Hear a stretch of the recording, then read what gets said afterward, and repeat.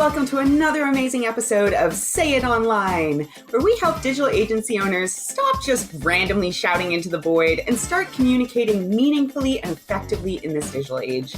I'm your host, Say Gabriel, and this episode was brought to you by our sponsor, Nancy Content. If you're sick of conversion content being a huge pain in your agency's butt, especially websites, campaigns, etc., let's talk. With the smoothest content process ever, a team of unbelievably skilled and organized content strategists, and years of subcontracting experience, Anansi is looking to make your life as a digital agency owner unbelievably easier. Just head, if you're interested, to anansicontent.com, that's ANANSI content.com, and hit Let's Talk. And now, without further ado, here's our episode. So I'm here recording with Lois Koffi, who is a professional speaker, trainer, coach, and Ironman triathlete that has coached thousands of people in business and healthy lifestyles to create more in less time so they can experience the abundant playground this world provides. I just want to linger on that for a moment because that's just so evocative and beautifully put. The abundant playground this world provides. Heck yeah. She's passionate about sales and breaking the stigma that the word has, as she believes that sales is service and that the highest paid profession out there is sales, and it truly stretches and grows people in ways that nothing else can, which has certainly been my experience with sales. It just really pushes you. She is a 2-time published author and is publishing an ebook this month dedicated to all of her friends who died far too soon, something I'm hoping we'll have a few minutes to talk about during this episode. She's a 12-week-year certified trainer and has been very successful in leveraging time, making multiple six figures, and enjoying time, freedom, fun, travel, and relationships. And that in itself, I think, is just really amazing because a lot of people think, if you are making that money, you have to be hustling. And she really is breaking that deep set assumption in our society. I think that's really powerful. Anyway, Lois is a mom of 3 and is happily married. She herself leads by example. Heck yeah, only working 9 months out of the year and taking 3 months off, utilizing the tools that she shares with her clients. She loves to travel the globe with her family and has become a highly sought after expert in recruiting, selling, and developing sales leaders for many companies. We are truly, truly honored to have you on the podcast today. Welcome. Awesome. Thank you so much for having me. I'm super excited. Yay. So there is a million, give or take 1 or 2 things that I'd love to cover, talk about, hear about today. But the first thing that I'm mostly interested in here is your story. That is a pretty impressive list of things that you kind of dedicate your life to and have been able to achieve for yourself. But somehow I suspect that you didn't just start out knowing all this stuff and being so successful and having all this time freedom. Would you be willing to share a little bit more about how you got to where you are today? I would love that. And, it's actually bittersweet and poignant because I just lost my brother last month. And when I went to his funeral, it flooded back all the memories and the foundational principles of my life. And really, actually, for the first time, maybe the second time, I had these thoughts when my father passed. I grew up on a farm, and sales and business is like farming. You have to plant that seed, you have to till the soil, you have to have patience, you got to go and bear the seasons, winter, spring, summer, and fall, and then you have that harvest, right? And so I was fortunate to be born and raised on a farm in Iowa and raised by a single dad, so that's why I was a tomboy. I was an athlete, so I got into competition also at a young age and always loved teamwork. Teamwork makes the dream work. That's what I always tell my sales team. So it was all of those things, watching my father work, doing chores on the farm, watching my brother who was a hard worker, but he also loved people. And he had a big heart, and he was always reaching out, calling people and asking them, "How are you?" And he would always be popping by to seeing people. And guess what? When I got into sales, I love to call people, which is rare. A lot of people have call reluctance in sales. And I loved people. I loved popping by, building those relationships, building customer appreciation, making it about them, which is what sales really is at the foundation. Is it's farming, tilling the soil, building those relationships, and creating the harvest. And so I do feel like on some level I got maybe an unfair advantage because I was modeled that literally in utero before I was born. And throughout that journey, I did go to college for broadcast journalism. Like I said, I was a tomboy. I love ESPN, loved NBA, NFL. Thought I'd be an ESPN anchor. And yet when I got into the industry, for me, it was just too much of a desk job. I didn't like sitting. I didn't like not really feeling like I was fulfilling my purpose. And at that time, it was also a fairly toxic particular place that I worked. And you know what? I just quit. And I said, I have faith there's something else out there for me. And I landed in real estate sales. And the rest, as they say, is kind of history. I mean, I was able to already, because of my background growing up on a farm and understanding how to use the phone, how to talk to people, how to negotiate, seeing my dad do that on the farm all the time. I just fell into it, make six figures working part-time while I still had a newspaper job. And it was through that process that I found out that, gosh darn it, I'm pretty good at this. And so I went on to become a sales trainer in my office. And when the real estate industry shifted, I did admittedly shift with it. I not ashamed to admit it's kind of a vulnerable story to share, but I love being true and authentic, so it helps other people relate. I had went all in on the real estate industry, and I had three streams of income: a mortgage company, a real estate sales team. I had recruited real estate agents. I was training them, developing them. And then, of course, I had my real estate investments. And as you know, what happened in 2006, 7, and 8, Mm-hmm. I ended up losing all of that. And instead of being a millionaire by 30, which is what I had, this big grandiose dream and expectation, I actually was homeless, living on the kindness of friends' floors, couches, futons, and had my car repossessed the day before my 30th birthday. To say that I've lived life, I have, but I really didn't live until I lost everything and had to start all over and reinvent myself and really look fear in the face, and went through a lot of shame, bankruptcy, car repossession. None of the things that I ever thought would happen happened to me. And, how to bounce back from that is also part of what I share with my clients and with anybody I meet, is just anything is possible, and you learn from these lessons. And it took me a while. I went through depression, anxiety, suicidal thoughts. Life was crazy and difficult. But I lost everything to gain everything. And I learned way more from that than any of the successes that I had previous to that. Thank you for sharing. And once again, just as when we were chatting before the recording came on, thanks for being candid. I think, at least I can really relate to how hard it must be and how hard it must have been to see yourself as on top of the world, and then to feel like everything is just crashing down around you. And to some degree, it doesn't matter if you're doing all the right things, because sometimes, well, shit just happens, and that was a really, really big shift for a lot of people in that time. So what are the sorts of things, as someone, I'm definitely no stranger to depression and struggling and being stuck in my head, and certainly have had my dips there as well. So I'd love to talk a little bit about kind of a mindset perspective. What are some of the things on kind of a mindset level that you did to kind of shift things around for you again once you were in that dark place? Well, the funny thing is I had to actually, I shifted my paradigms. I had a lot of guilt and shame, and I studied where did that come from.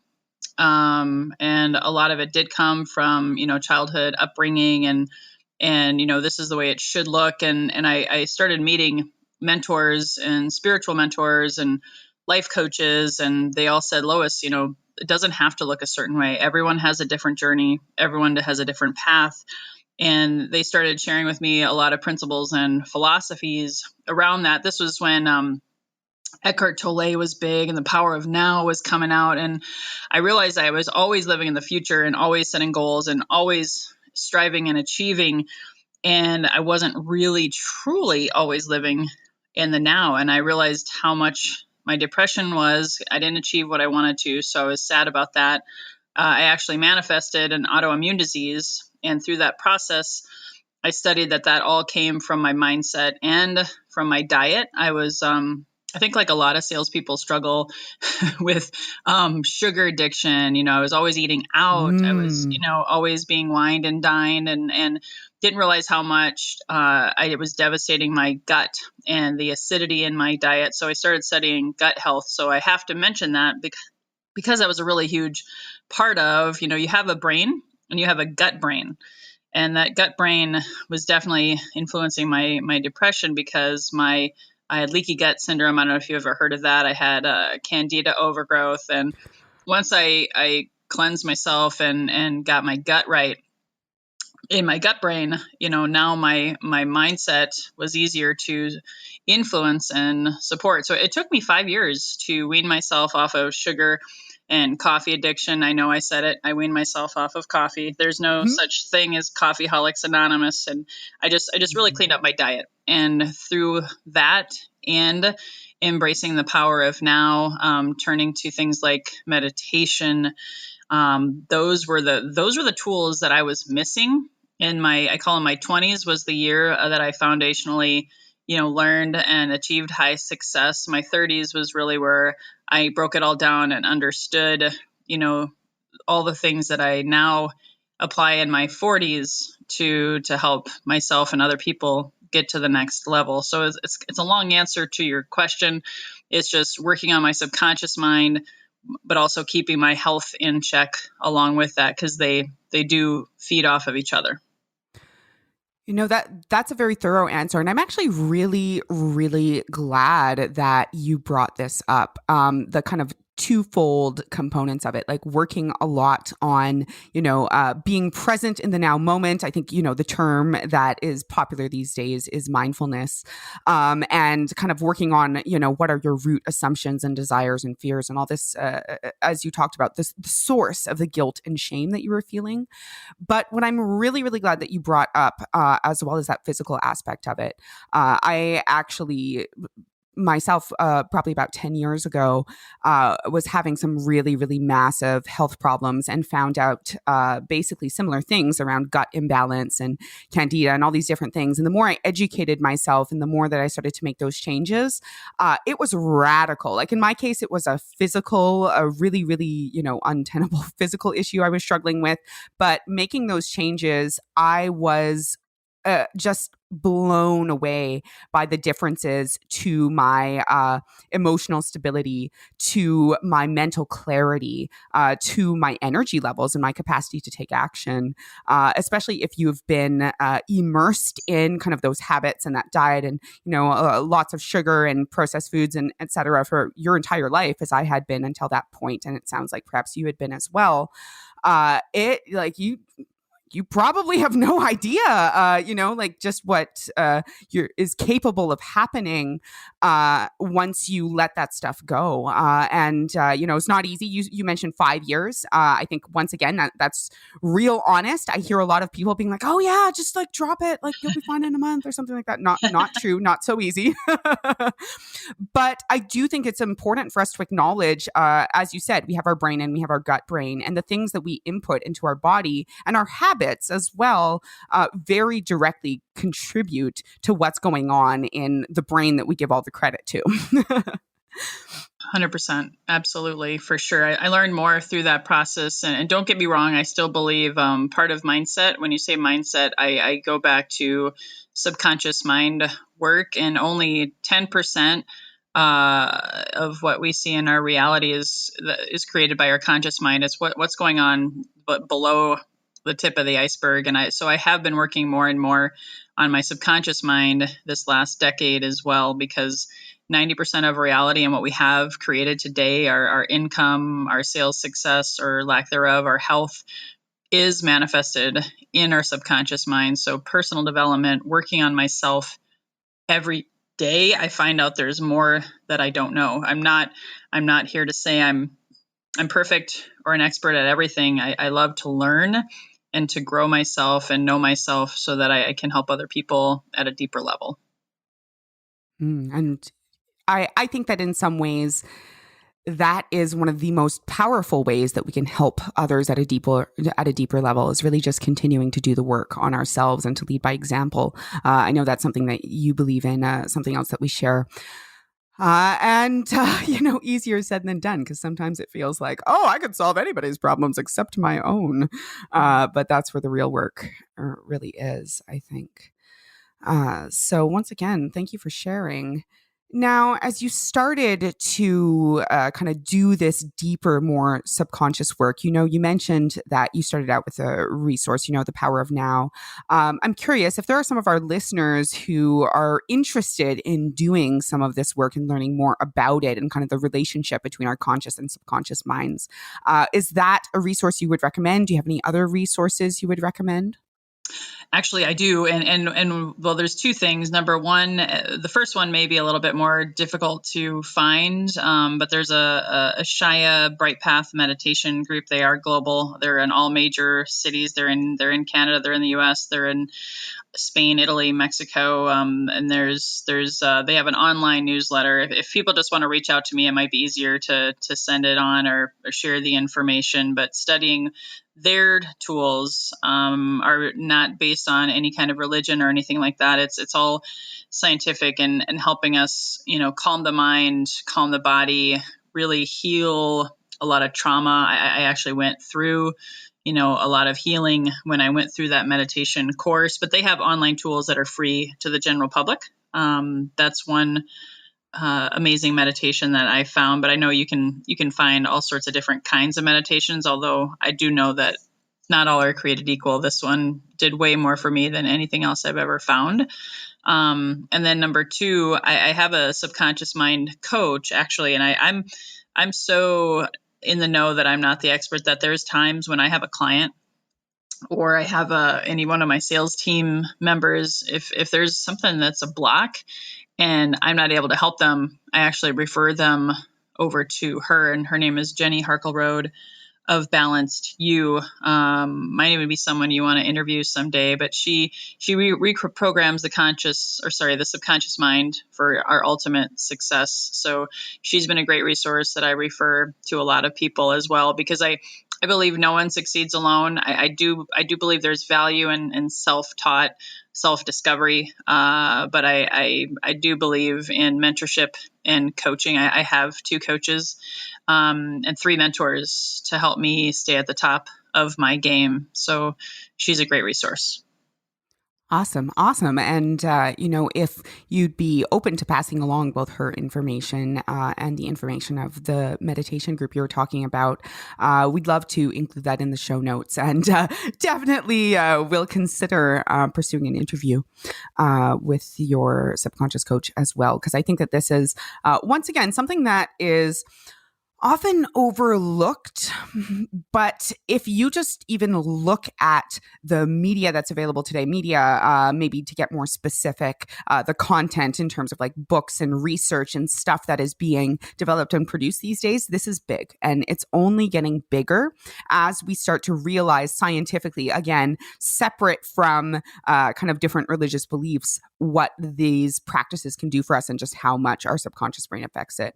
I know there's a reason that Napoleon Hill's Think and Grow Rich has been like one of the absolute hugest top sellers and most successful books of the century, or I guess of the past century. We're in a different century now. Oh yeah, I recommend that book too. That's phenomenal. I'm so glad you brought that up, because there are so many phenomenal tools and books, and that's why I also recommend the 12-week year, the New York Times bestseller. It's maybe a little bit more dry, although Think and Grow Rich can be dry at times as well. But they're practical. And have you read the 12-week year yourself yet? I haven't, but I have just heard so consistently. My business BFF, as I like to call her, one of my peers in the agency world, she's an avid follower of it. And so it's been top on my list for a few months now. Awesome. Yeah. And that one, I will tell you, when I went through my journey, and this is kind of the continuation of my story, because my story it's long and deep. But the the key thing that helped me get out of that I had postpartum depression. So that was part of the depression journey and that 5-year journey. When I got on the other side, I was actually the healthiest I'd ever been in my life. However, you talk about daily habits. I got sloppy in my time and energy management. I got sucked into social media, so I got way out of balance with that. I'd spend hours a day on social media, I guess, because again, as a mom, what else do you got to do, right? Yeah. Stay in touch with the outside world. But anyway, so I was a little stagnant, and so I read that book upon someone's recommendation, and literally the next 6 months, so basically 2 back-to-back 12-week years, which is essentially 2 quarters back-to-back, I got more done in that 6 months because it cleaned up my mindset. It helped me with time blocking and time use and just really righted the ship. So I got more done in that 6 months than I had the previous 6 years combined, just from a business and income and sales standpoint. Wow. That's huge. 6 months to get more done in 6 months than 6 years. And now you're at a place where you only work, 3 out of 4 quarters of the year. Is that kind of with the techniques and stuff you've learned from this method? Correct.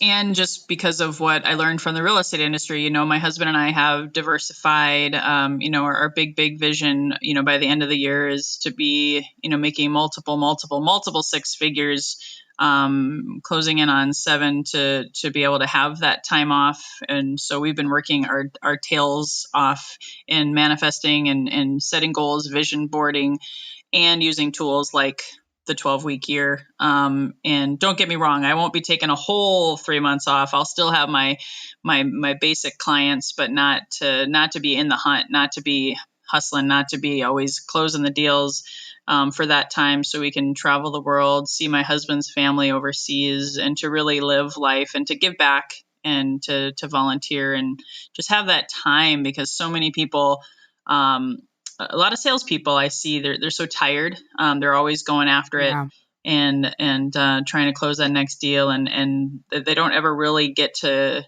take that much deserved break, just because I think we live in this fast-paced, fast food, instant gratification, not even keeping up with the Joneses. We're trying to keep up with Amazon. We're trying to keep up with, Facebook and all these multi-billion dollar companies that are 1, 5, 10, 20 steps or 20 years ahead of us in some respects. And so a lot of people are their businesses are closing because of Amazon, and they have to start new careers. And, what do?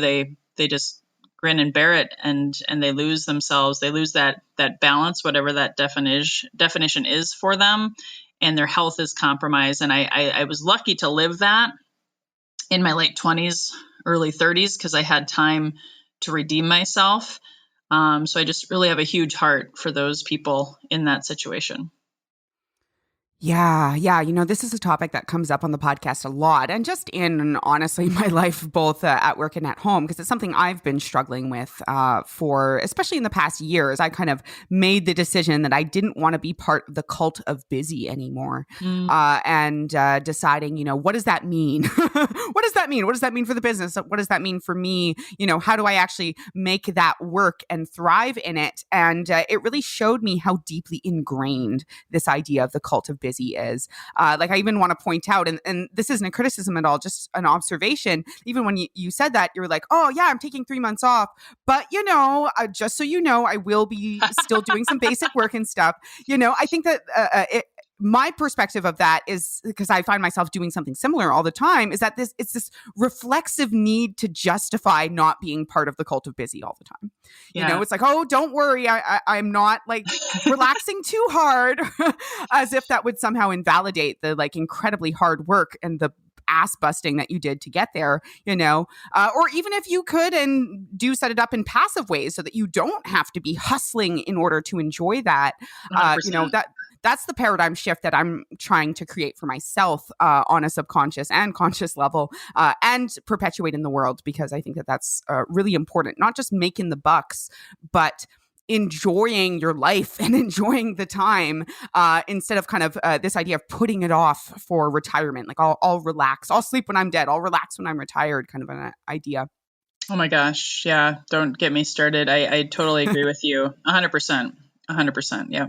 And leverage and outsourcing is something that I've been coached on and applying to. So you're absolutely right. Being able to find people to replace yourself, really duplicate yourself so that you can fully enjoy those times off is I think the goal for Yeah. everybody.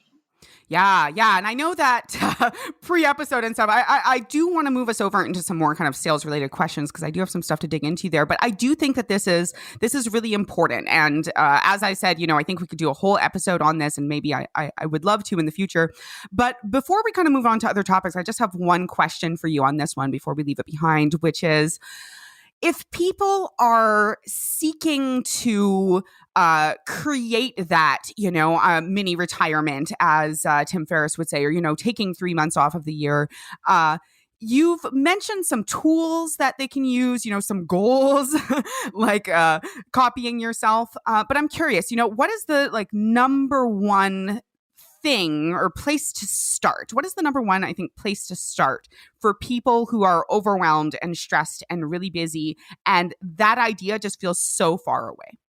Yeah, that's a great question. Well, I feel just intuitively my gut response to that is the 12-week year. I mean, it's a low cost, free. You can get on Audible book, because that's where I focused. Time blocking and getting clear on your vision. Even if you didn't read the book, number one is getting crystal clear on your vision, and what does that look like? What does that quantify out to? What is that measurable, end result for you? And once you have that clear vision, being able to look at your calendar, free from distraction, put on paper. And yes, I'm old school. I actually still have, and I'm happy to refer them out for free. I use my own created daily compass and guide tool where I write out my day. Jim Rohn always said, when do you begin your day? When it's finished on paper. I'm sure a lot of people have heard that one, but it's still an oldie, but a goodie. And just getting clear and setting those, boundaries for that day. Like I don't, because I learned from mistakes, I don't check Facebook more than 3 times a day now. And I have timer on my phone that says, here you go. This is your time to check Facebook. And I have a couple other communication apps with like my sales team. I make sure that I even tell them, if you need to talk to me, go to my calendar, schedule a time. Just really teaching people around me to respect those boundaries, and of course my own, respecting myself. That was a huge turning point for me, to be able to, like you said, busy to me is a swear word. Everybody's busy. And then you distract someone with your busyness and take away from someone else's time of day. We got to stop doing that. We got to just allow that power of now, along with intentional planning. And then at the end of the day, or even sometimes in the middle of the day, reflect on, how is my day going? Just stop the madness. Maybe actually chew your food over lunch and look over your calendar and just say, hey, did I get done what I said? Setting daily benchmarks, weekly, and then again, if you follow the 12-week year concept, the goal is to get more done in 12 weeks than in 12 months, the average person. And it really all comes down to clarity of vision, intentional daily planning, follow through, commitment, of course, accountability. Doesn't have to be me. You can hire any coach, find a mentor. There isn't like one place to start. It's like that whole formula, that whole package deal. Those are the key components of that book, or just, what I found for me was able to get me on the right track. That's why I was able to create more in 6 months than I had the 6 years, because I got so busy, right? That 4-letter swear word.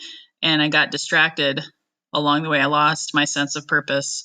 And I lost myself, and I just needed that little bit of righting of the ship, and I was off and running. Anybody can do that. They just got to be committed to it and not get distracted. Okay. And I love how, you kind of ended where you started around like you need to be committed to it and not get distracted. But where you started is that the first step in this process is defining your vision. And I think that those two things are really strongly connected because I know that I reached a point at the beginning of last year where I was like, okay, awesome. I've put all this work out into the world. I've set up all this stuff. Now I have time, and had been this like mysterious thing, and I found myself super depressed and aimless because I had time without purpose, and eventually I just found myself back into that cult of busy and filling my time with way too many things that didn't fulfill me because I didn't have any clarity around that. So I really like how you talked about beginning by getting support and a resource, the 12-week year, which you suggested, which I'm probably going to get on Audible directly after this call. I'm going to be honest and start listening to it on my afternoon walk. But and then through that process, it'll tell you all you need to know. No, but what you said about starting with the vision, figuring out what on paper your time is going to look like at the beginning of the day or at the beginning of the week or both, and using that to really eliminate the distractions in your life and be focused on things, and having some self-reflection built in there where you're consistently at regular and rhythmic intervals looking back and saying, okay, did I achieve what I wanted to achieve? Maybe, what could I shift or do differently? And it sounds like that is in itself a cyclical and rhythmic process. Like as you go through it, you'll need to go through it over and over again to improve. It's not just like you do this and all of a sudden magically everything is better, but by setting yourself these constraints around the amount of time, what you're going to accomplish on that, quarterly, weekly, daily level gets you closer and closer towards achieving that. It sounds like it happened very quickly for you as well. Is that kind of a good summary? Yeah. And to be fair, thank you. Yes, it was. It was great. To be fair, remember, I came from my childhood. I had a lot of modeling, indirect coaching, if you will. So I just lost myself for those 6 years. And then the book was like, I'm like, oh my gosh, I could have written this book. This is more or less everything that I had been doing. I had just lost my way and just needed that course correction. So I don't like they always say, I don't want to make any claims, but if you read it the first round and do a 12 weeks stretch, just know that it's like the first time you ran a marathon. You're not maybe going to hit a personal best. You got to go back for another 12 weeks and just continue refining, course correcting, and you'll rock it. Yeah, as I love to say, it is an iterative process. You need to iterate on it for it to be successful. Awesome. Well, I want to just touch, I want to kind of shift our focus a little bit here and talk a little bit more about some specifics around sales. Now, I think that not the least of the things that we've been talking about here today are that you have been multiple times a multi-six-figure salesperson in your own right. You build, manage, and consult for sales teams and are in yourself a sales coach. So I have a few questions around that. Is that okay if we dive into that side of things a bit? Absolutely. I love it. Awesome. So you've done sales in a number of different industries, different contexts. I'm curious, what are some of the things that are really consistent for being a super effective and profitable salesperson, no matter what industry you're in? I love that question. I love it because I have, just to give you perspective for those listeners out there, I sold real estate. Then when I shifted gears, I sold nutritional products. I've sold fitness packages. I've helped, been recruited to help sell and train coffee sales teams. So I was in the trenches, always understanding the product, always out there sharing. No matter what it was, the consistent theme was daily prospecting, or what I like to call lead generation. So if people are listening, they're like not quite clear, that's just basically finding new people to serve and leading them to action to want to buy your product. And so the process of prospecting, lead generation, to me, those are pretty much the same same tool. So if you do that every day, whether it's 5 days a week, whether you're starting out, let's say you're a brand new salesperson, if you can manage 7 days a week, there are people that do that, especially early on in their sales career. And I don't judge that. I think a lot of times it's actually necessary to put in some time on the weekends, but definitely daily, consistent lead generation, like no shit, no kidding. It is on your it's on your calendar. It's on your planner, whether it's 5 touches, 10, 15, 20. I was just on the phone with another sales coach and we were actually comparing numbers and he was like, yeah, I call 60 people a day. I'm like, holy Toledo, man. That's amazing. There's no right or wrong number. It's just, you've got to do it every day. And that's even for you seasoned salespeople. Even if you've been in sales for 20 years and the money is just coming in, you never know when another recession comes. You never know when another coronavirus is coming. You never know when, you have another stock market crash.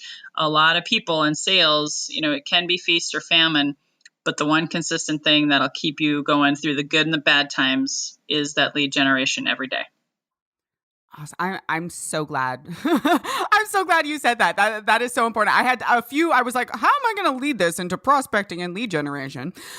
Which is exactly what you just brought up. So that's great. So I think that that is an incredible and amazing piece of advice, just that consistency. But I'm curious, what that looks like in terms of different industries. Is it the, dreaded cold calling every time? Do you have to be going to networking meetings? What are some specific kind of prospecting and lead generation techniques? Like how do they shift from industry to industry? Is it industry specific? Is it the same two every time?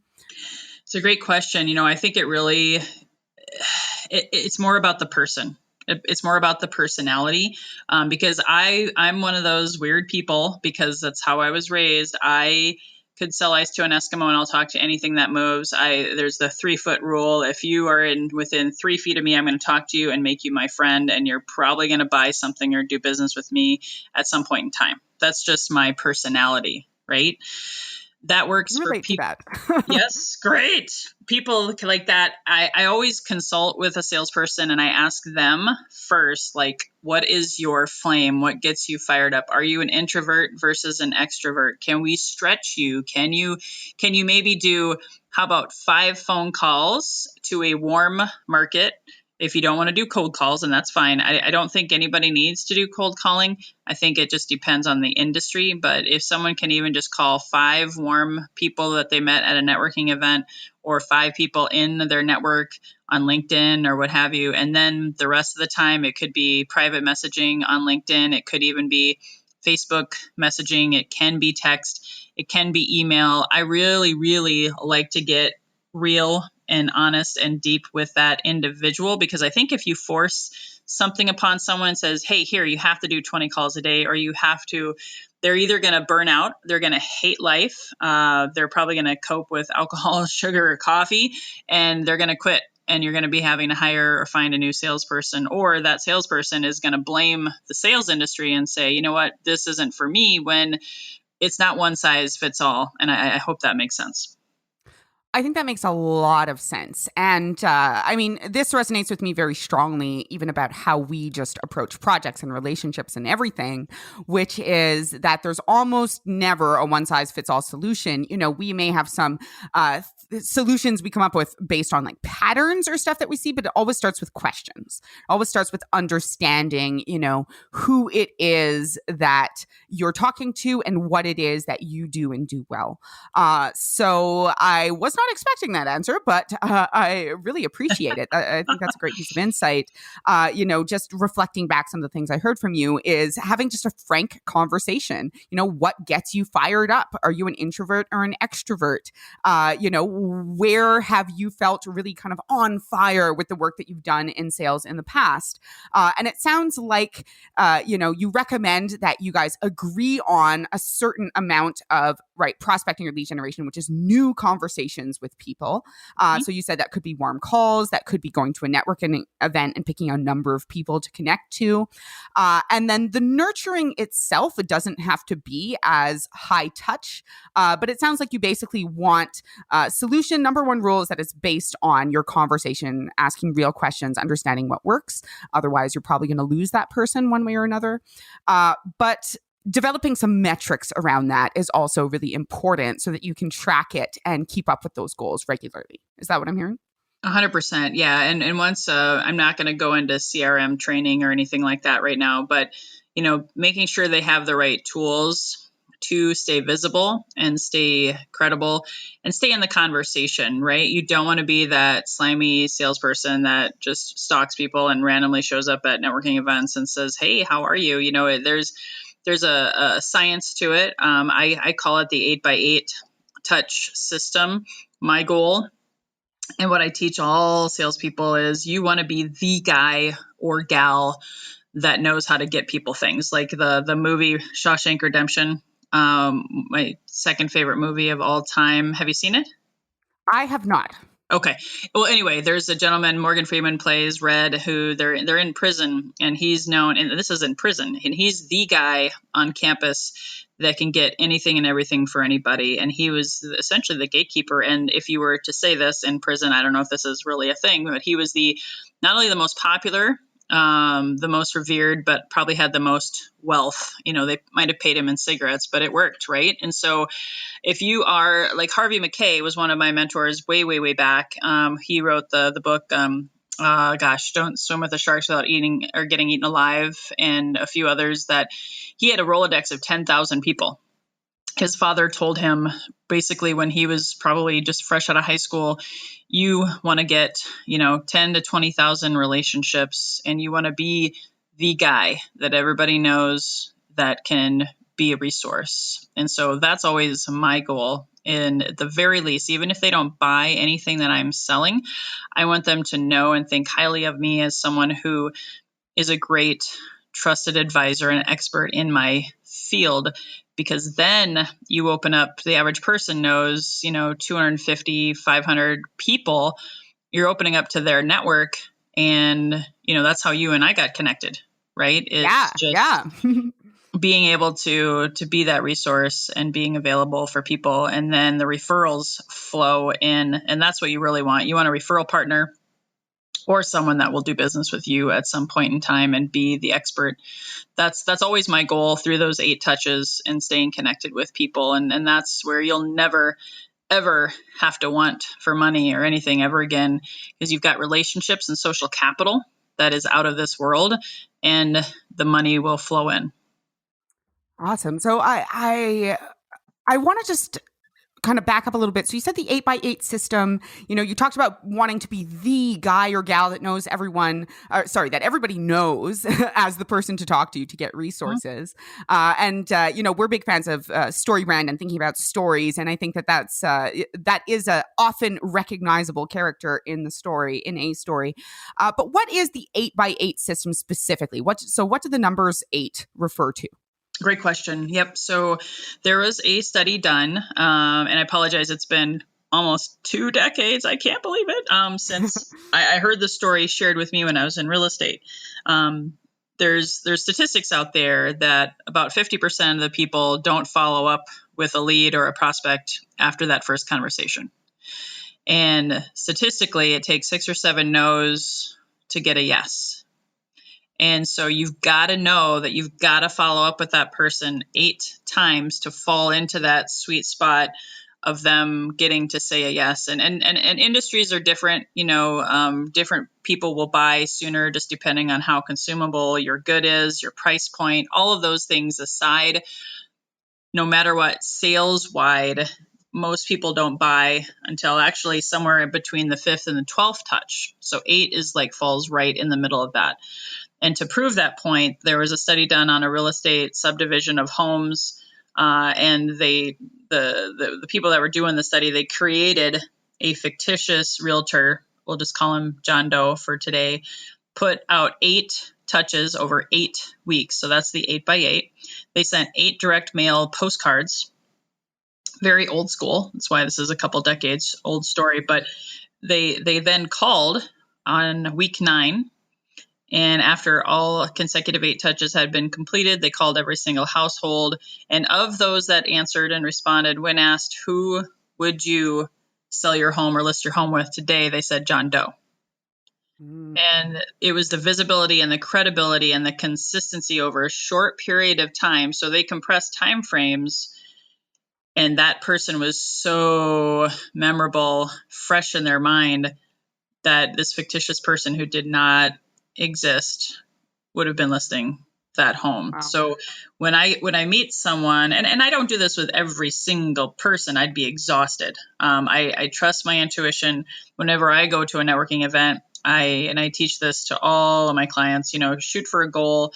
3 relationships is great. 4 is okay. Whatever makes sense and wherever they're at in their career. And then you put them in your database and you drip on them for 8 weeks in a perfect world. Some people that's too much, so they can spread it out to 12. But again, it's that compressed time frame of consistency over a short period of time to really, again, the ultimate goal is to be that trusted advisor, that trusted person in your industry. You are the expert. They're going to think of you every time they think of X, whatever it is that you're selling. And then you want to stay in touch with them once a month, once a quarter, ask for referrals. And the hope is they're your client or, again, a really great referral partner. Awesome. Thank you for going into detail about that. I am typing all of this on the background, taking notes. No big deal. Definitely will be listening to this episode again. That's a lot of gold for basically one question, and I had like 10 more. But I do want to acknowledge that we're running out of time, and I do want to respect your time as well as my own, seeing as how you keep it so well blocked out. That's very inspiring. But that's really great. So again, I just like to kind of do a high-level recap of the gold nuggets there.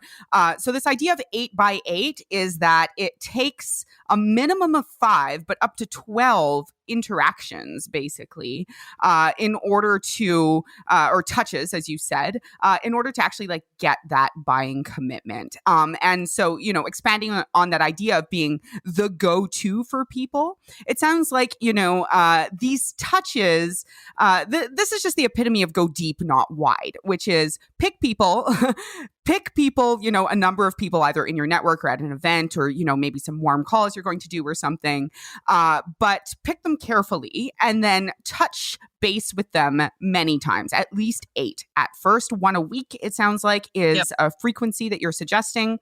And then you can kind of scale back to, once a month or once a quarter.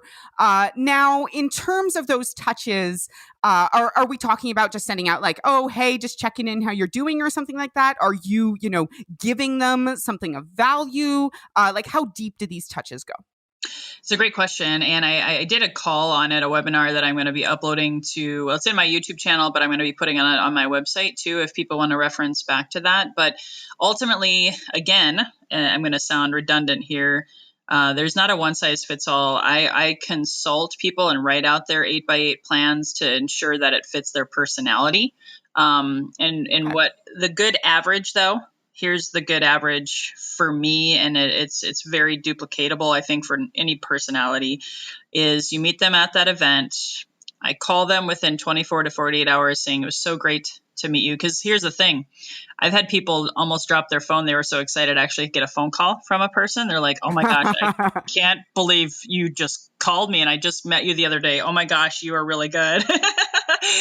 And then really, I do 2 in the first week. So in the first week, I do the phone call, and then I'll do either a LinkedIn connection or a Facebook connection, and then I'll send them a private message on either platform, just reiterating that I would love to meet with them to get to know them more and learn more about their business and see how we can, possibly consider working together.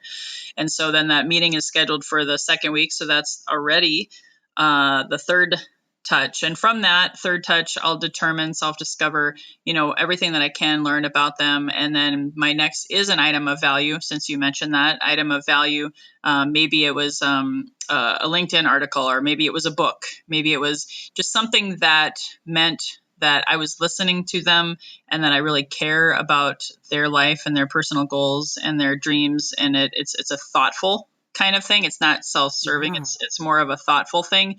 And then by the fifth touch, I'm wanting to, set up another meeting for a needs analysis, giving them a free coaching session, for example, and really a no strings attached, simple, easy, just showcase. And then the others can be emails. They can be a combination of email, phone call, text, but whatever it is that you can do to get them to that closing decision. Or like I said, I never lose. I either close them as a client or I become their sales trainer, their coach of choice to refer people to. Mm.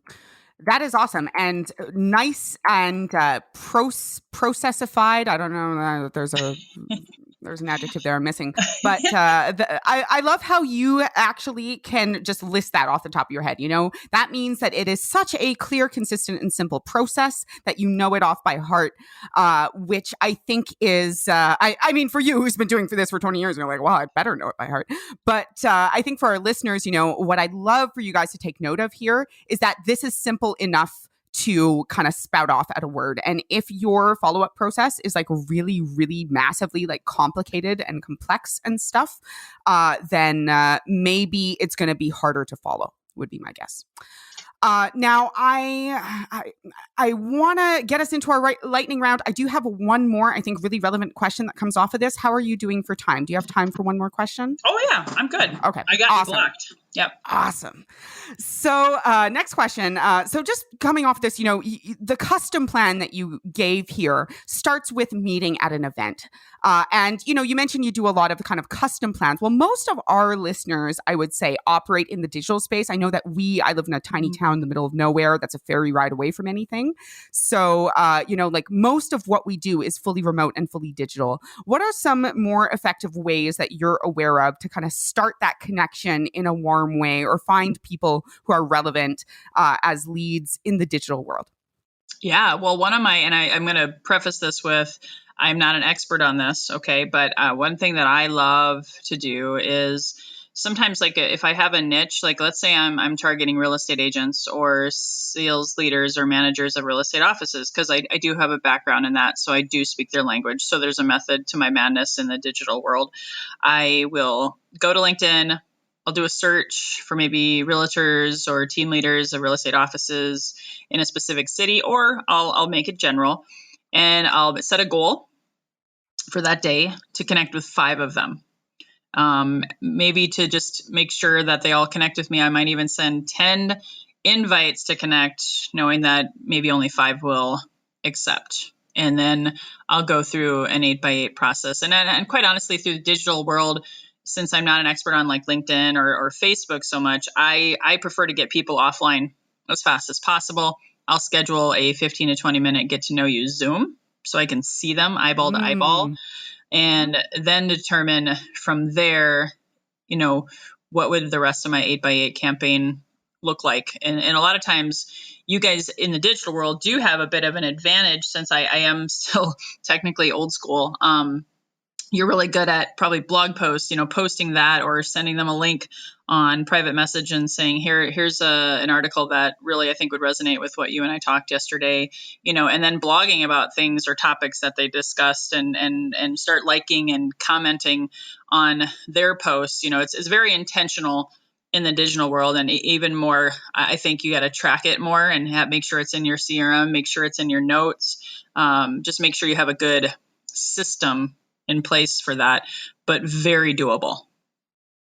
Awesome. And it's funny that you mentioned LinkedIn, because that's actually when I was doing sales personally for the company, which we are in between account managers right now, so is starting to fall back on my plate. LinkedIn was actually, that's very similar to the process that I used on LinkedIn, although I think I tried to scale it up too much. And I like what you're saying, which is really reinforcing the go deep, not wide, nurture these connections. At the end of each process, so to speak, these people aren't going into, a quote unquote, like recycle or like done folder. You have established yourself one way or another, either as, someone they're going to purchase something from, as a channel partner, as that trusted advisor or reference point. And I think that that's really powerful. I'm going to be also taking that to mind, and maybe making this episode required listening for whoever we bring on board. Well, don't forget, can I give you one more? Can I give you one more tip? Yeah. Okay. So there's also a sifting and sorting qualification process. Remember, I don't work with everyone because there's always that one jackass in the crowd that's going to suck you dry, right? So Oh, hell yeah. I have a sifting and sort, I A, B, C, D them, to get, you have to go that process to find out if they're going to be an A. That A is that person who's going to be thinking of you as the top podcast interviewer, or you as the top realtor, or whatever your profession is as you're listening to this. That's when you get them to an A, and you're talking to them probably on a monthly basis. A B is someone you're talking to on a quarterly basis. You're not quite sure where they fit in, and how they, think of you, if you are like the person they want to work with or not. A C is someone that you probably just met at a networking event, and you need to move them up the field, if you will, to B or A at some point. And then there's the Ds. You delete them.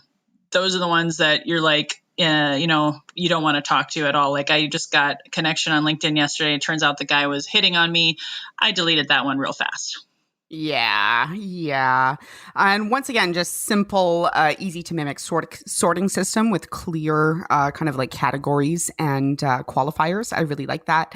And I really like the emphasis on saying no. That's something actually literally right before this call, I was writing up our kind of sales commandment, so to speak, at a Nancy. And that was something, as I was writing, was just becoming more and more clear to me, which is that when you are doing a really high touch sales approach, and we who definitely believe in go deep, not wide, that is a really big thing for us, is, assume that people are busy or forgetful if they're not responding. Keep following up, keep touching.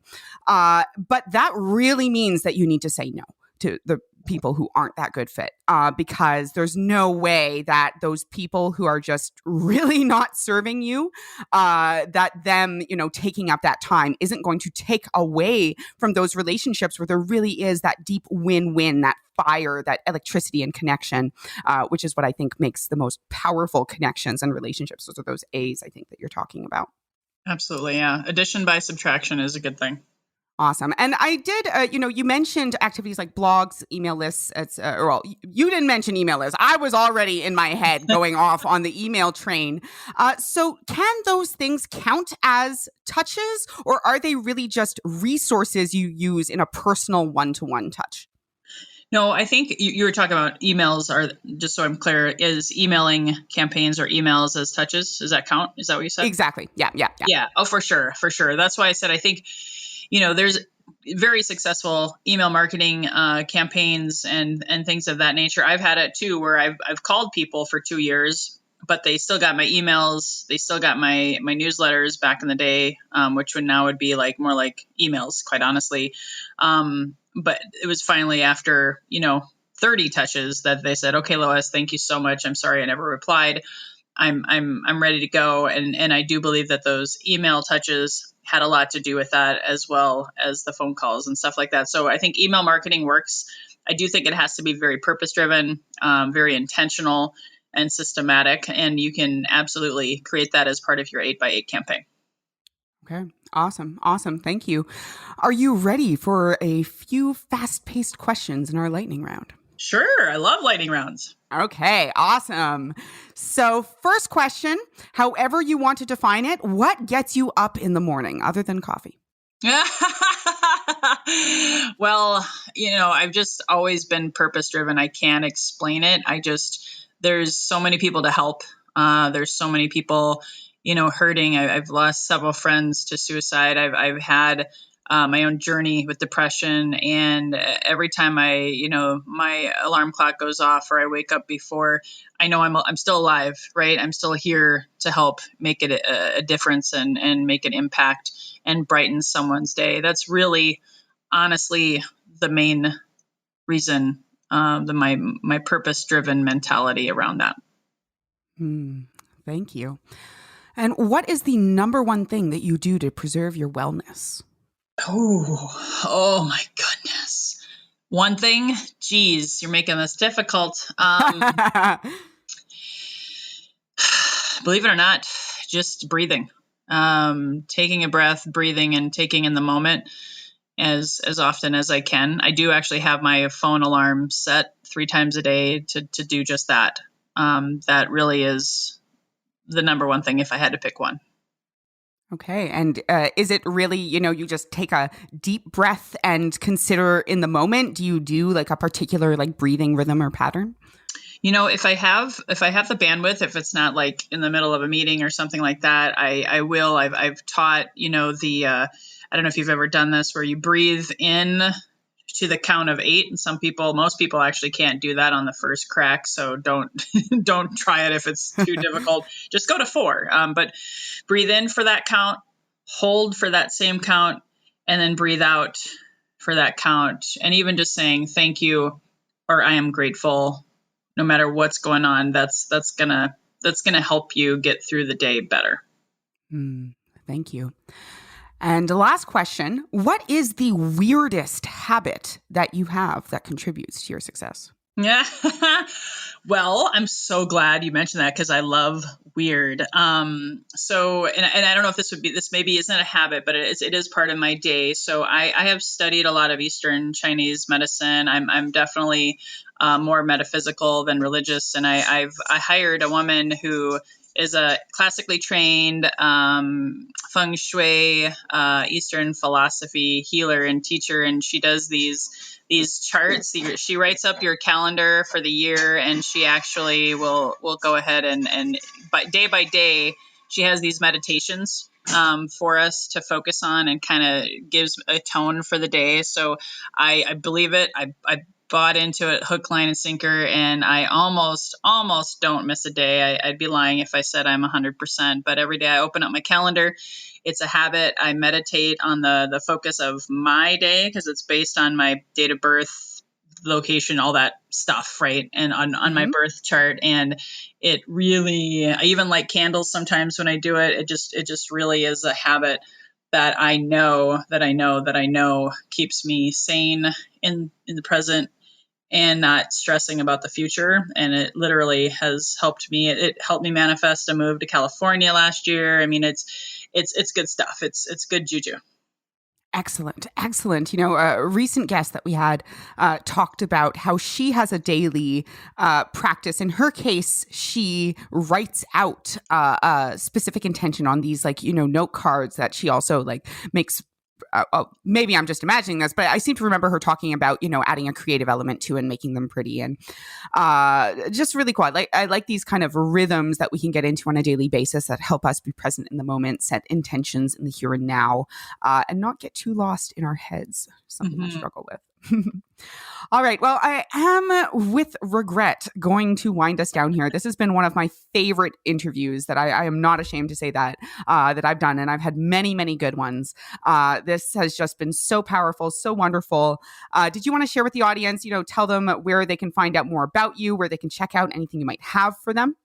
Yes, absolutely. So just go to my website is evolving. I just launched it Q4 of last year. And so it's Lois Koffi, my name.com. So Loiskoffi.com. Also, Google and find me on my YouTube channel as well. I'm always posting up free coaching content, free advice. The 8x8 system video is in there. And then on my website later this month, or on Amazon, I'm going to be publishing my ebook, and that's just another free gift to help people really get through their days, their weeks, their months, and be the top, highest, best version of themselves. Yes, yes. And I realized I got so caught up. We didn't even talk about that. I had some questions around that in the big list of stuff didn't even get to touch. But I guess that just means that, we'll have to have you back and dig into more of just your amazing perspective from your own life.